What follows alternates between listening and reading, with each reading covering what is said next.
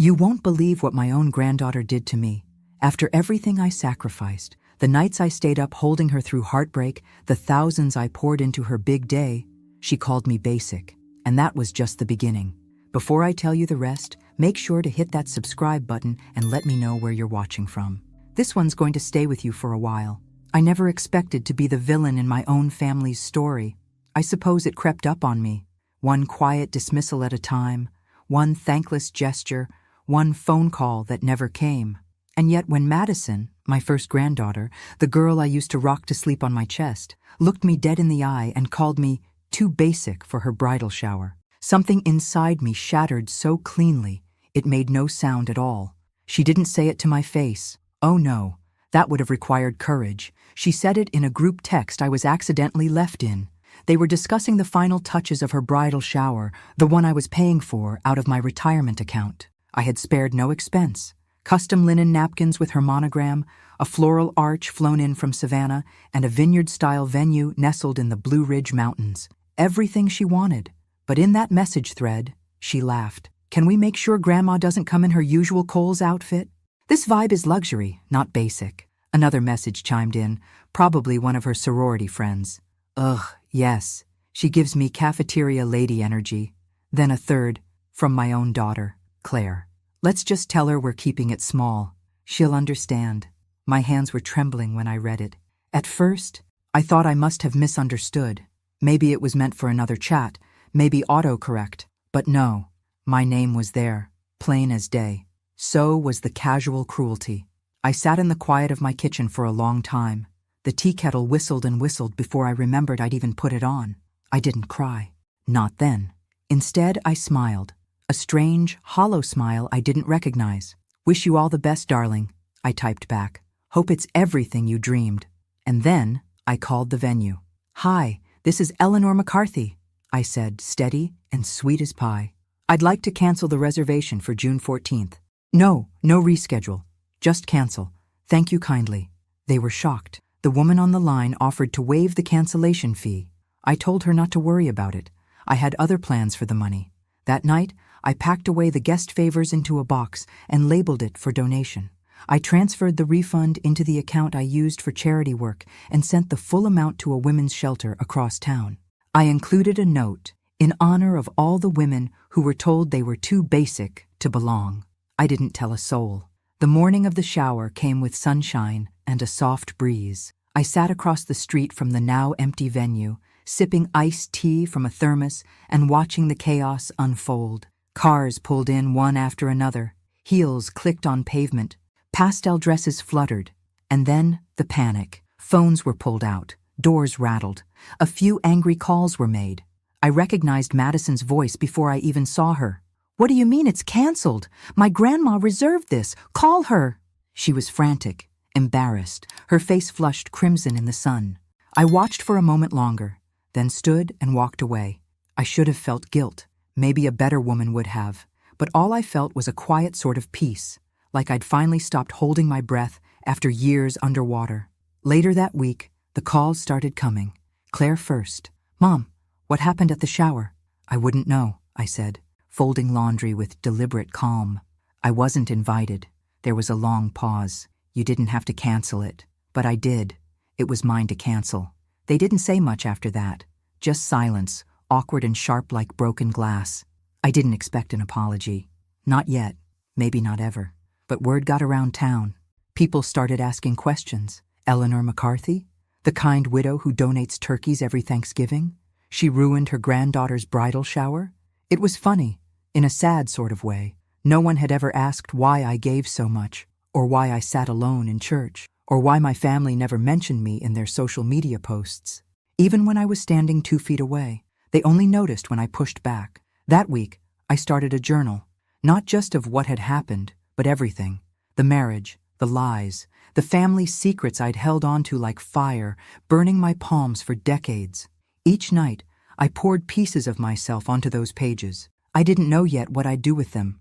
I only knew it was time to stop pretending. I had been quiet for too long, and something inside me, something powerful, was waking up. The next chapter of my life had already begun, and I had no idea just how explosive it would be. The knock came just after sunset.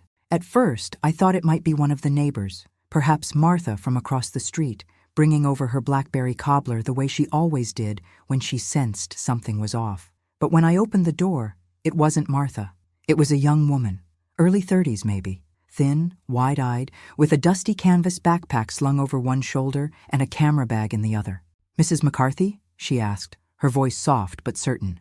"Yes." I kept the screen door closed. I'd learned to be cautious, especially with strangers who knew my name.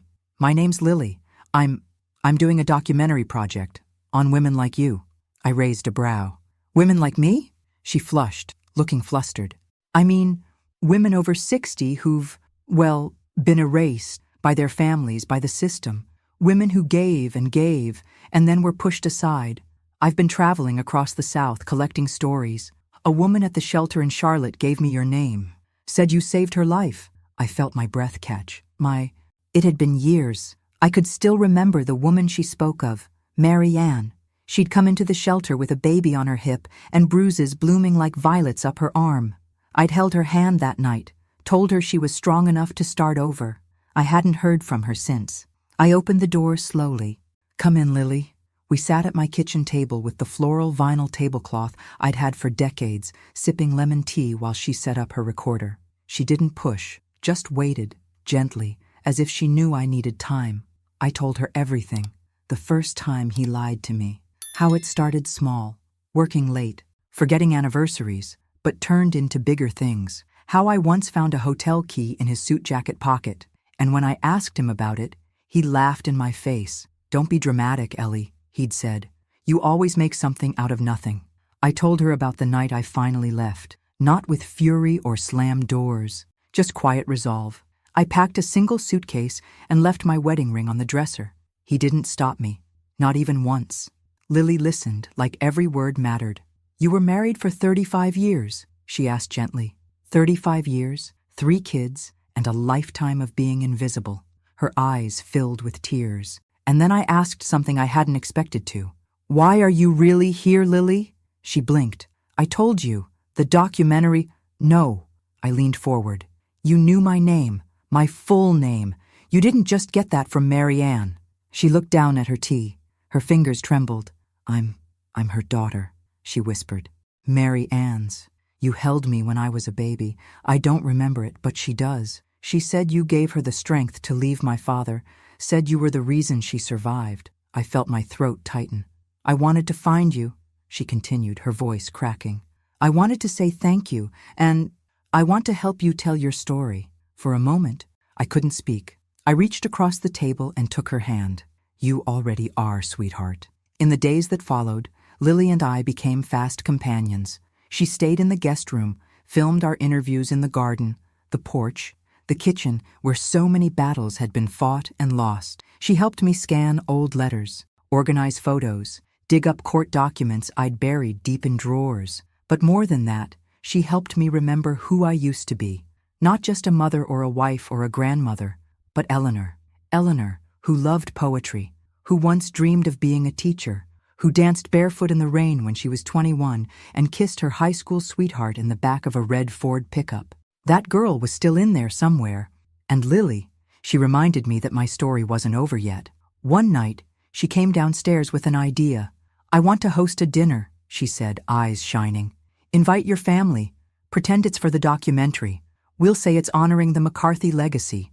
They'll come for the cameras. And then you'll have the floor." I stared at her. "You want me to confront them?" "No, I want you to reclaim your voice." Something inside me hesitated. Fear, maybe. Habit. But I was tired of being quiet. Tired of folding myself into corners. Tired of pretending their indifference didn't hurt. So I nodded. "Let's do it." Lily threw herself into planning. She was fierce, efficient, determined. She rented a beautiful private room in a historic inn just outside town. She printed invitations with gold foil letters and even hired a photographer. Everyone thought it was about them, about their legacy. Little did they know. As the date drew closer, I felt the old ghosts stir. What if they laughed at me?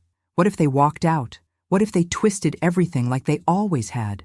But then I remembered something Lily had said our first night together. "You don't need their permission to matter." And just like that, I wasn't afraid anymore. I was ready, ready to speak, ready to burn it all down if I had to. And maybe, just maybe, ready to rise from the ashes. The inn sat nestled beneath weeping willows and strung with soft golden lights, like something out of a Southern Living magazine. It was the kind of place where memories lingered in the air like perfume. I'd attended weddings there, baby showers, even an anniversary party decades ago, back when my children still saw me as someone worth celebrating. Now I stood in the grand dining room, watching the staff place name cards at a long mahogany table, my heart thudding in my chest like it wanted out. Lily adjusted her camera equipment in the corner, dressed in a sleek black blazer, every inch the professional producer. She gave me a little nod. "This is your stage, Eleanor." I smoothed my navy dress with trembling hands. It was the same one I'd worn to Madison's high school graduation. Back then, she'd told me I looked elegant. I hadn't heard her call me that in years. The guests arrived in clusters. Claire, my daughter, walked in first, dressed in her usual perfection, pearl earrings, silk scarf, a smile that never quite reached her eyes. Her husband trailed behind her, already texting someone. Madison followed shortly after, laughing too loudly, arm in arm with her fiancé, Evan. She was radiant. I'll give her that. Long waves of blonde hair, flawless makeup, a designer dress that screamed money and youth. She looked around, puzzled for a moment. "Wait, this isn't a restaurant?" she asked, blinking at the setup. "We rented the room privately for the documentary," Lily answered smoothly. "A tribute to the McCarthy family matriarch, a filmed dinner to preserve the legacy." That got their attention. "Oh, how lovely," Claire said, instantly slipping into hostess mode. "Well, we're honored.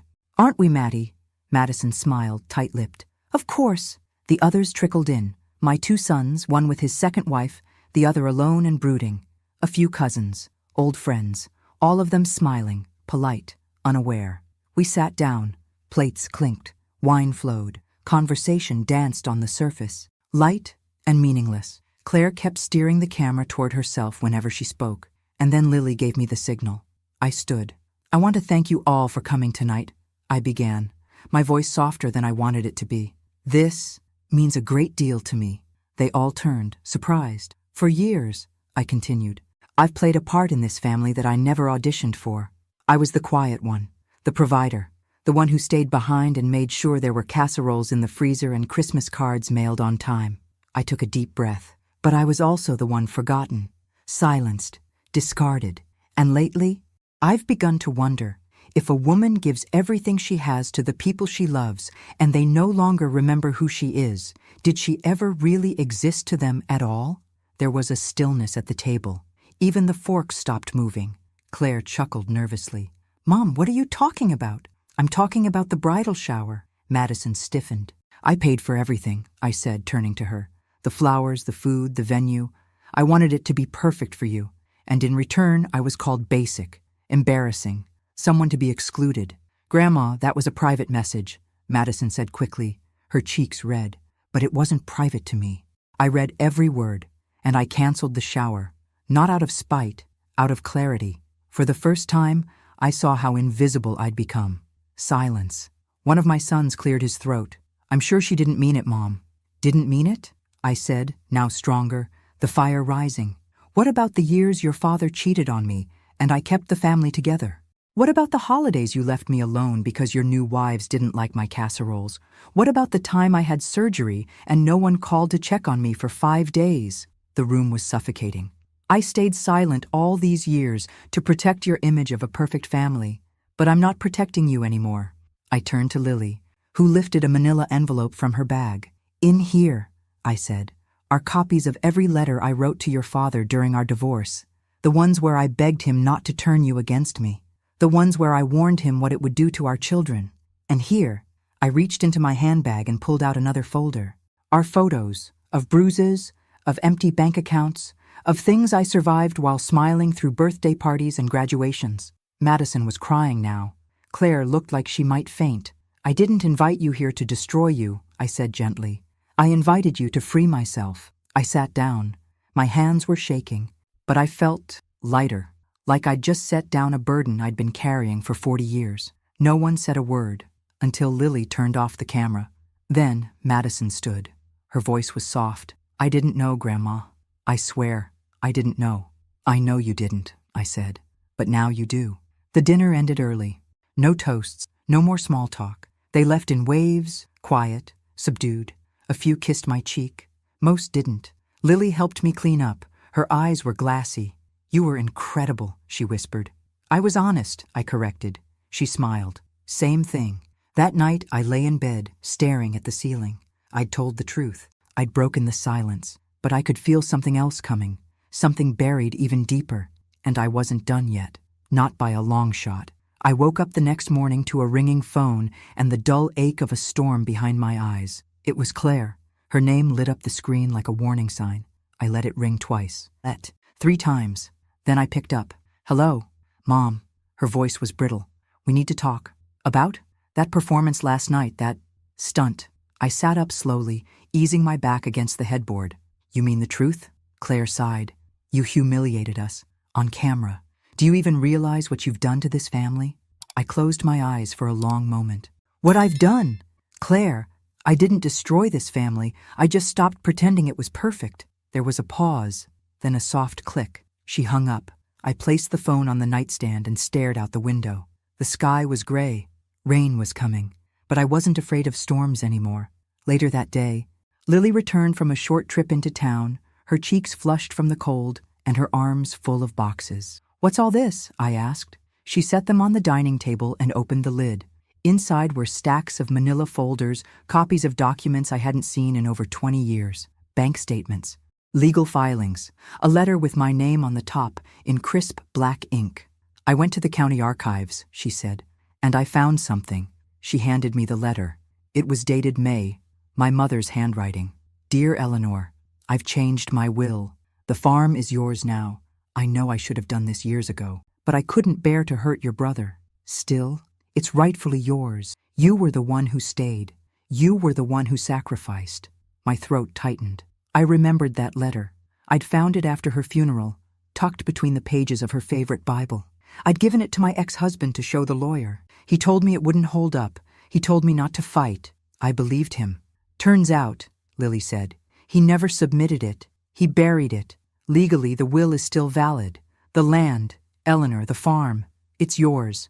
I stared at her. What? It's yours. We just have to challenge the transfer. I have a lawyer lined up. She said you have a real case. My heart pounded. That farm wasn't just land. It was legacy.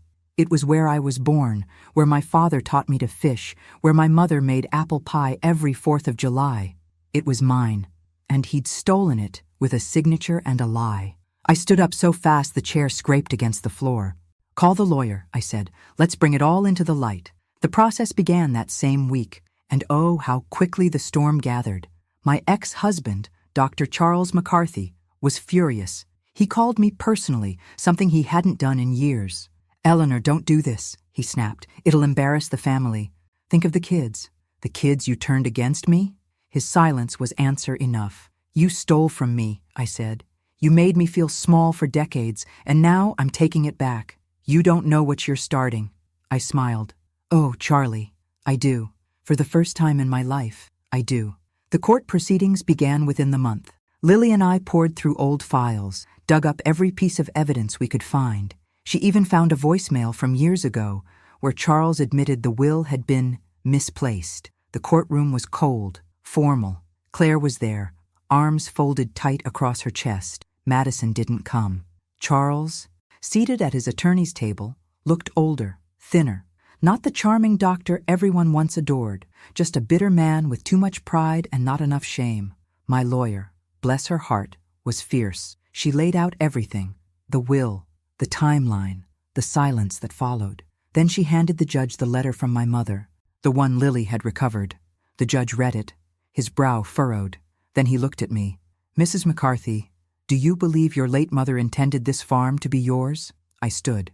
I don't just believe it, I said. I know it, and I would have fought for it if I hadn't been gaslit into thinking I didn't matter. But I do matter, and I'm not invisible anymore. There was a hush in the room. Then, slowly, the judge nodded. I find in favor of the petitioner. The gavel fell. Just like that, the farm was mine. Lily squeezed my hand so tight I thought it might break. I didn't care. I was laughing, crying, breathing in a way I hadn't in years. Outside the courthouse, reporters waited. I gave a single statement. I'm not here to ruin reputations. I'm here to reclaim mine. I walked away with my head high and my spine straight. It wasn't just about land. It was about truth, and it was just the beginning. 2 weeks after the ruling, I stood at the edge of my mother's old farm, boots sinking slightly into the soft, thawing earth. The house was tired. Its shutters hung loose. The paint was chipped, and weeds had claimed most of the garden. But to me, it was sacred ground. A heartbeat I thought I'd lost. Mine again. I breathed it in. The smell of wild honeysuckle, damp pine, memories. I walked the length of the property line, remembering summers spent chasing fireflies with my brothers, winters huddled by the fire while Mama read aloud from old books, her voice slow and sweet like syrup. I remembered the barn dances, the burnt pies, the tears. I remembered everything. And for the first time in decades, I felt whole. Lily arrived the next morning with a notepad full of ideas and a sparkle in her eye. We could restore it, she said. Turn the house into a women's retreat center, workshops, healing spaces, a place where women like you, women like me, can come to breathe. I hadn't even finished my coffee, and already she had sketches spread across the kitchen table. I was just planning to fix the porch swing, I joked. But something about her idea stirred me. A safe place, a fresh start, not just for me, but for all the invisible women I'd met over the years, the ones whose stories were never told, the ones who were always someone's mother, someone's wife, someone's shadow. I put my hand on hers. Let's do it. We started small, gutting the inside, replacing the windows, repainting the trim. Neighbors pitched in. Old friends brought tools and casseroles. Even the mayor stopped by one afternoon to say, "It's good to see this place come alive again." And it was. So was I. But just as the house began to shine, the phone rang again. It was Madison. Her voice cracked before she even said hello. "Grandma, can I come see you?" I paused, unsure. Then, yes, of course. She showed up 2 days later, wearing jeans and a hoodie, no makeup, her hair tied back in a loose bun. Not the polished version of herself I usually saw, just a girl, my granddaughter, shaking, nervous. She stood on the porch where I used to rock her to sleep. "Grandma," she began, "I didn't understand. About what you went through. About what you carried. I was cruel, and I'm so sorry." Her eyes filled with tears, and she took something out of her pocket. A frame. Inside it, the printout of the message thread. The one where she called me basic, but she'd changed it. The frame was painted gold, and beneath the glass, she'd written, "I was wrong. You're not basic. You're the foundation, and I'm proud to be your granddaughter." My chest ached. I reached out and pulled her into my arms. "Thank you," I whispered. "That means more than you know." She stayed for days after that, helped with the cleanup, cooked meals, asked questions, real ones, about my childhood, about the marriage, about everything. And I told her, not as a grandmother, not as a victim, but as Eleanor. One evening, as the sun dipped low over the fields, she stood with me by the old oak tree where Mama used to tie ribbons each spring. Madison looked at me, serious. "I've been thinking, maybe I don't want the big wedding, the glitz, the show." "Oh?" I asked, smiling gently. She nodded. "Maybe I just want this. Family, truth, a chance to do it right." I said nothing, just took her hand in mine. That night, I found myself dancing alone in the living room. Jazz played from the old radio. My favorite song came on, At Last, by Etta James. I swayed slowly, arms outstretched, tears falling freely, because at last, I was seen. At last, I was whole. At last, I was me. And somewhere in the flicker of candlelight and the soft hum of music, I knew this was just the beginning, and the best was still to come. The morning of the wedding came with the scent of fresh-cut grass and magnolia blossoms, but there was no church, no cathedral, no string quartet playing in some stuffy hall. Instead, the farm was blooming. We'd transformed the space behind the old barn into a garden chapel, draped with linen and wildflowers, where sunlight streamed through trees like God himself had blessed the soil. The oak tree, Mama's ribbon tree, stood tall and proud, wrapped now in white silk and memories. Madison had asked to hold her wedding here, simple, intimate, true. There would be no diamond-studded centerpieces, No rented swans, no influencers pretending to care. Just family, real family, and redemption blooming in the most unlikely soil. Guests began arriving around noon. Neighbors, friends, folks from town who hadn't seen the farm like this since the summer of... There was laughter, hugs, music. I stood at the edge of the porch, watching them settle into white chairs on the lawn. Lily stood beside me, camera in hand, wearing the proudest smile I'd ever seen. "You ready for this?" she asked. I nodded. I've never been more ready. Then, just before the ceremony, a courier arrived with a thin envelope, handwritten, no return address. I opened it slowly, unsure what to expect. Inside was a letter from Charles. "Eleanor, you were right. I never saw you for who you were. I saw a version of you I could control, and when you stopped being that, I resented you. I know it's too late for forgiveness, but it's not too late for the truth. I'm stepping away from the practice. I've sold my share. Enclosed is a check. It's not enough. It never will be. But it's something. I've told the kids everything. Do with it what you will." Charles folded inside was a check for $10. I stared at it, not for the amount, but for what it meant. Not justice, not revenge, recognition. I didn't tell anyone, not that day, not yet. I slipped the letter into my Bible, right where Mama had once hidden her will. 2 women, both betrayed, and both redeemed. The music started. I took my seat at the front, heart full. Then Madison appeared at the top of the aisle, barefoot, no veil, holding wildflowers. She looked at me, not past me, not around me, at me, and she mouthed, "Thank you." Tears slipped down my cheeks as she walked down the aisle toward Evan, who waited with shaking hands and wide eyes. They exchanged vows they wrote themselves, words about trust, forgiveness, humility. Madison spoke about generational healing, how the wounds we inherit don't have to define us, but they do demand our attention. She spoke my name. I dedicate this day to my grandmother, Eleanor McCarthy, for showing me that dignity isn't about appearances, it's about truth. And that love doesn't come from perfection, it comes from courage. The crowd stood in applause before the kiss even came. After the ceremony, Lily handed me a small envelope. "What's this?" I asked. "It's from the State Film Commission," she said. "They want to fund the full documentary. They loved the footage. They want to call it Basic No More, the story of Eleanor McCarthy." I laughed through my tears. I couldn't have written a better ending. That night, we danced under the stars. Me, Madison, Lily, even Claire, who cried as she hugged me and whispered, "I'm sorry I didn't see you sooner." We didn't talk about the past that night. We didn't need to. It was in the soil, in the music, in every echo of laughter from the people who had once looked past me, now circling back like fireflies to the light. And as the night faded, I sat in my old rocking chair on the porch, watching the last of the candles flicker. 66 years, a lifetime of silence, but not anymore.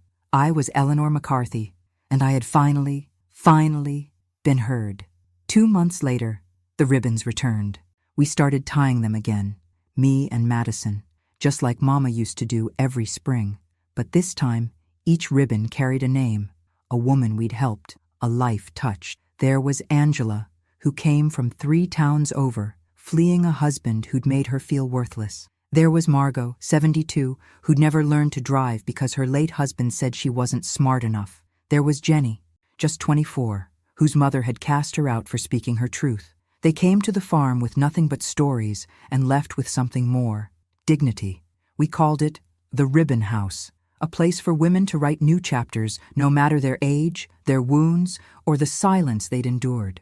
Lily handled the outreach. Madison helped with grant applications. And me? I welcomed each woman at the gate, every time, with the same words, "You belong here." One afternoon, while Madison planted lavender near the porch, she turned to me and asked, "Do you ever wish things had gone differently?" I looked out over the fields, golden in the late light. "I used to," I said.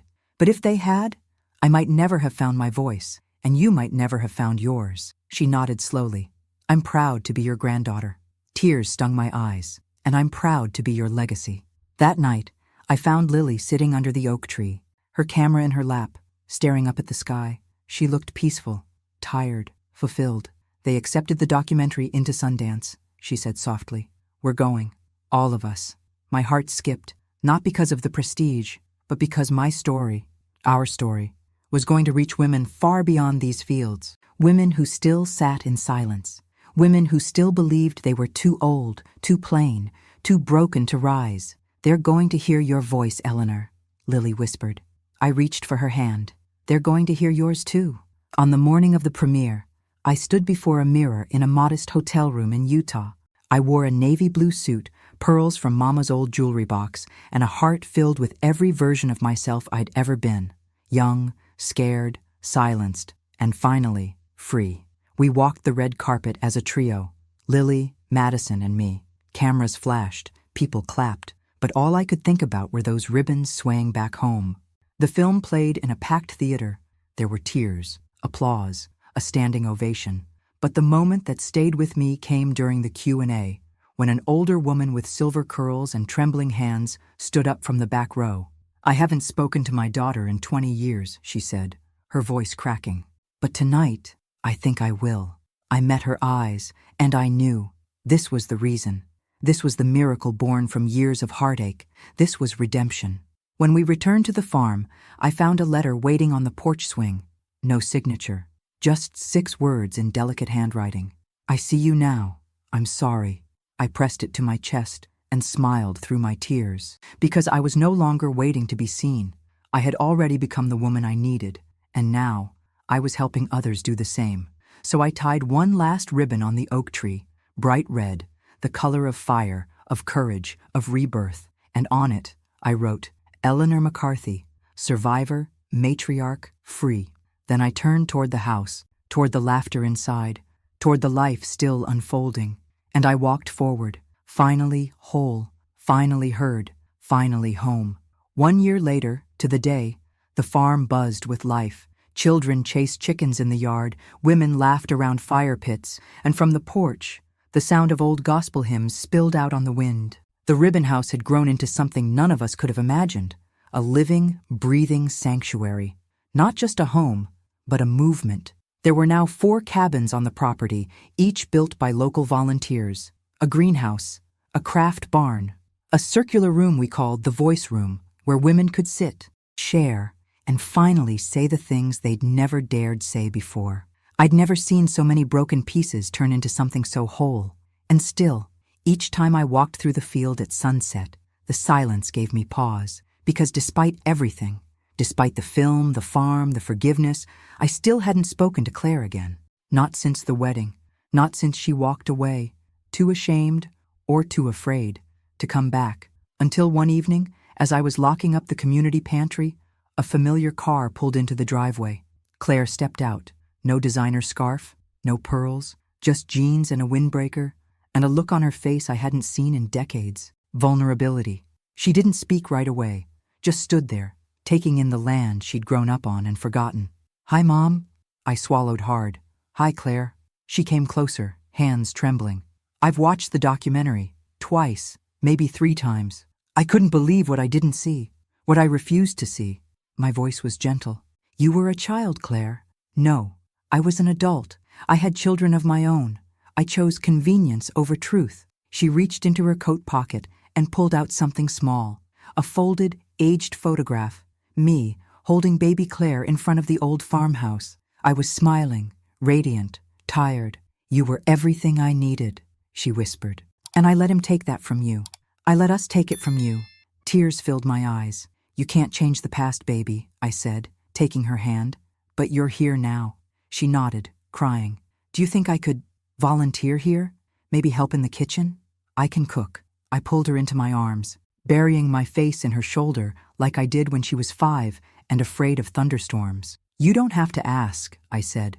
"This is your home too." That night, we sat on the porch and watched the stars come out, shoulder to shoulder, not as mother and daughter caught in the wreckage, but as women, mending.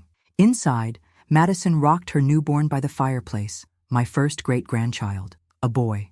She named him Elliot, after me. Lily sat cross-legged on the floor, reading submissions for her new podcast. Letters from the Ribbon House, stories from across the country had started flooding in. Women sharing their truth because they'd seen that someone else, someone like them, had survived. And outside, the oak tree stood tall beneath the moonlight, its branches heavy with ribbons. Some old, some new, all sacred.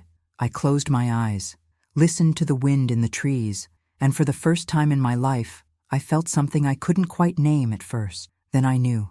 It was peace.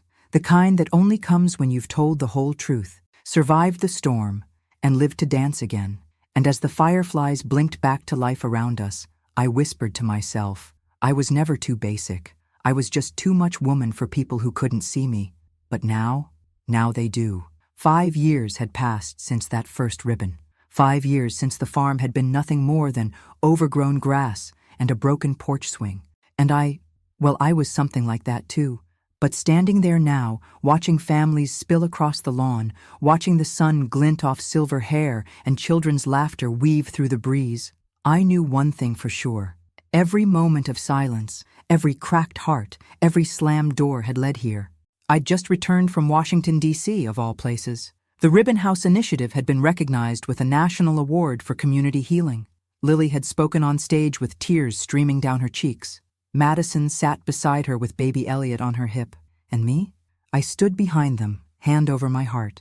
Never prouder.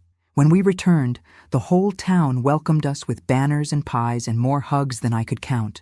The local paper dubbed it the redemption of Eleanor McCarthy. But I wasn't looking for redemption anymore. I was looking for legacy. One afternoon, I walked out to the oak tree, the oldest one on the farm. The wind was soft, the air thick with jasmine, and as I touched one of the ribbons, a thought struck me. I wanted to leave behind more than memory. I wanted to give voice to every Eleanor who ever lived in shadows. So I began writing my book. I called it Ribbons in the Wind, How I Took My Life Back at. It poured out of me like a river. Decades of silence, reshaped into strength. I wrote about Charles, about Claire, about the lies and the losses, and the moment I stopped asking for permission to be seen. And I wrote about joy, about Elliot's first birthday, and how he'd wrapped his tiny arms around my neck and whispered, Gigi. About Madison giving a talk at a women's conference and saying, my grandmother's fire saved us all. About Claire, standing in front of a group of survivors at the farm and sharing her own story of healing, voice cracking, finally free. The book hit shelves the following spring. It became a quiet bestseller, but more than that, it became a lifeline. Letters arrived from Kansas, New Mexico, Ohio, women in their 60s, 70s, even 90s, telling me they'd walked out of bad marriages, reconnected with estranged children, started painting again, started living again. One woman wrote, your story didn't just change my life, it gave it back to me. I kept each letter in a box I called the Second Chances drawer. Then, one morning in late autumn, as golden leaves danced around the porch, I got a knock on the door. It was Charles, older, stooped, holding a bouquet of white lilies. I know I don't deserve a minute of your time, he said, his voice trembling. But I wanted to tell you in person, I was wrong. About everything. I looked into his eyes and saw the man I once loved, and the man who had failed me. Both. I forgave you a long time ago, I said softly, but I'll never forget what you taught me. He nodded, eyes misty. And what was that? That I never needed anyone's permission to matter. He placed the flowers in my hands. Goodbye, Eleanor. Goodbye, Charles. I watched him walk away, not with bitterness, but with closure. And that night, beneath the stars, I sat beside Lily and Madison and little Elliot as we tied one final ribbon to the tree, bright white, the color of truth. It read, she rose in silence, and the world finally listened. I smiled at them. At this family we'd built from brokenness and light, and I knew, not every story ends in tragedy. Some end in triumph. Mine did, and I wasn't just heard, I was honored. At D they told me I was too basic. At I was legendary. The day I turned 72, the sky opened up with the kind of slow, golden rain that feels more like a blessing than weather. There was a party, of course, Madison insisted. Tables lined the front lawn of the Ribbon House, each covered in white lace and vases of wildflowers. Women from all over the country flew in. Guests hugged, laughed, shared stories of healing and courage like sacred rituals. But this year, something was different. I didn't feel like a guest of honor. I felt whole. The speech was simple. I stood before them, holding Elliot's hand. He was 6 now, bold and wild and sweet. I spent most of my life thinking my story was too quiet, I told them. Too simple, too basic, laughter rippled. But what I know now is that the world is built on women like us, women who survive, who rebuild, who hold up generations and never ask for applause. Applause came anyway. After the cake had been cut and the sun began to dip behind the fields, I slipped away to the oak tree, barefoot and smiling. There was one ribbon left to tie, red velvet, soft but strong. On it in silver ink I wrote, "For every woman who thought it was too late." As I knotted it around the branch, I looked up at the ribbons dancing above me, hundreds now, a forest of stories. Then I sat on the old bench beneath the tree, the same one where I used to cry. Only this time, I closed my eyes and gave thanks for the betrayal, for the silence, for the fire, because it all led me here. And here, I was not just alive, I was eternal. Eleanor McCarthy's name was no longer a footnote. It was a force. It was a lighthouse. It was a legacy. And as the wind sang through the branches, I leaned back, laughed softly, and whispered to the sky. I was never too basic. I was a storm in a teacup, and they just weren't ready. Now they are, and they'll never forget me. It was early morning when the letter arrived. Thick cream paper, no return address, just my name, written in elegant script that trembled slightly with age. I opened it slowly, the way you open something you know is about to shift the ground beneath you. Inside was a single line. "My name is Margaret. I'm your sister." I froze. No sound in the kitchen, no breeze. Even the ticking clock seemed to pause. Margaret, a name I hadn't heard since I was a child. A ghost, really. One whispered in hushed tones, buried in family silence. My mother once wept in the garden and said, "There are some things too heavy to speak of, Ellie." I never pushed. I never knew. Until now. I read the letter again. They told me you died at birth. I believed it for decades. Then I saw your name in a magazine, read about the ribbon house. I knew.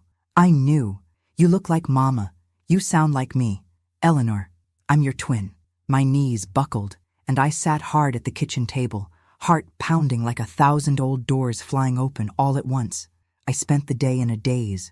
I pulled out family photos, scrutinized every face, every whisper of resemblance. How could this be true? How had this been hidden? Then I remembered something my father said once, during one of his rare tender moments. You were never meant to be alone. That night, I called the number she left. It rang twice. Then a voice answered, shaky, breathless. "Ellie?" And just like that, everything realigned. She was real. She was mine. We talked for hours. Our childhoods, our mother's pain, the way fate had kept us apart, and then brought us full circle. She'd lived in Oregon her whole life, never married, no children. A quiet life, always feeling like a part of her had been missing. I invited her to the farm. When she arrived, the moment was nothing short of divine. Two women, weathered and wise, staring into a mirror neither knew existed. We hugged for a long time. No words, just tears, just time healing what time once stole. Margaret now lives in the guest house by the garden. We spend our mornings in rocking chairs, trading stories we didn't know we shared. She ties ribbons, too, one for every year we lost. And the last ribbon, gold, shimmering, defiant, reads, "Even time can't stop the truth." I never thought I'd find new family at 72.